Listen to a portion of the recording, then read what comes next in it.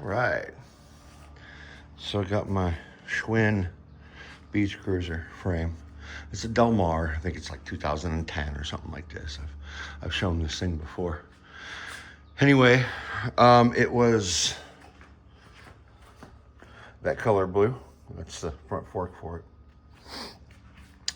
And my son and I stripped it last week. Got some decent stripper, and I'll tell you, where'd I put it? Well, shit, I put it somewhere.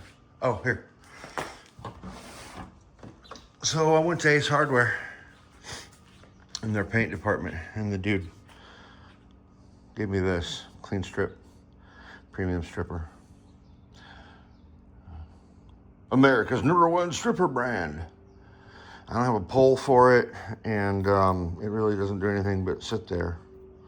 So it's not like it's giving me any dances or anything. Ha! That's a joke, right? Because I'm funny. You're supposed to laugh. Anyway, this thing is no joke, man. I sprayed it on. I still got about that much left in it. Sprayed it on here, and it took the majority of it off, like quick, within 20 minutes.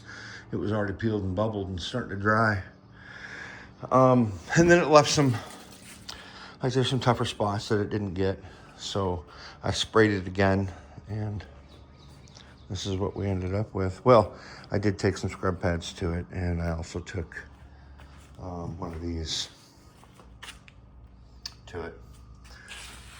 So anyway, brought it down to here because today when my son comes over, man, I'm all jacked up here, trying to show everything.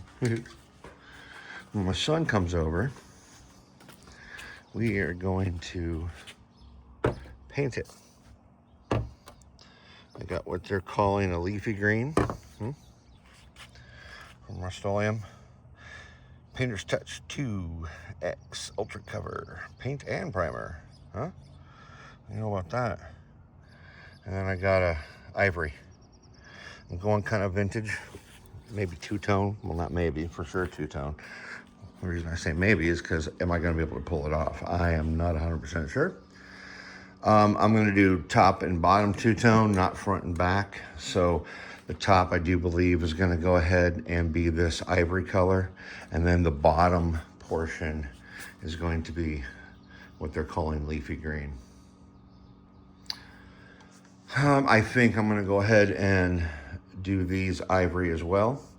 I have to figure out how to tape this off and get it right so that I don't do a whole lot of overspray.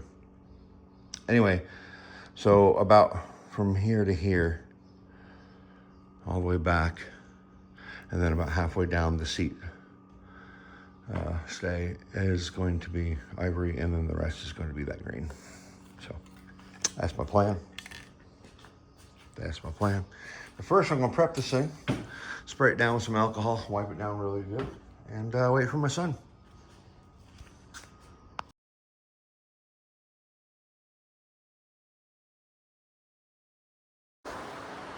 All right, well, I'm not done. I'm going to put another coat on this. That's the ivory. I'm inside my garage and sunlight's way out there. So it doesn't, not the best footage, but it's not bad. Anyway, this is the ivory. Taped off everything I want to be green. And then I'll do that. See, I got, you know, I've never done this before, by the way, right?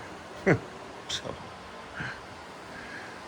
and I just stripped this thing down and I cleaned it off the best I could. I didn't use any special chemicals beyond alcohol. Sprayed it on. A few coats. This will be actually the third coat. Got some. This is probably my lack of prep or something like that, but what causes these little pits to not stick right. This is not a chromoly frame, you know. It's just like high tensile steel shit, Chinese type stuff. Nothing against the Chinese. Nothing against the Chinese. But I think we know what we're talking about. Anyway, I might do one more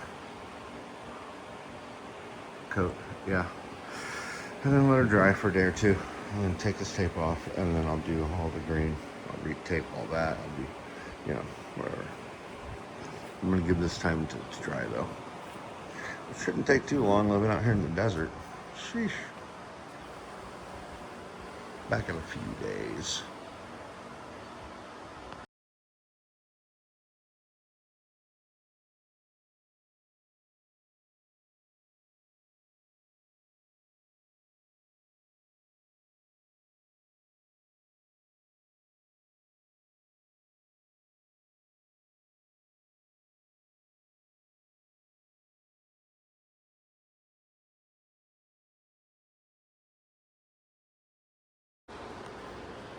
All right, check it out.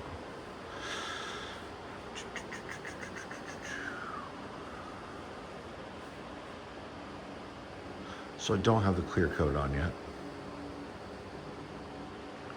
When I bought this paint, I didn't pay attention. This is gloss. This is matte. Oh well. I'm gonna throw a clear coat on it anyway. So I just put the green on a little bit ago. Ran into my other bike. Yeah, man.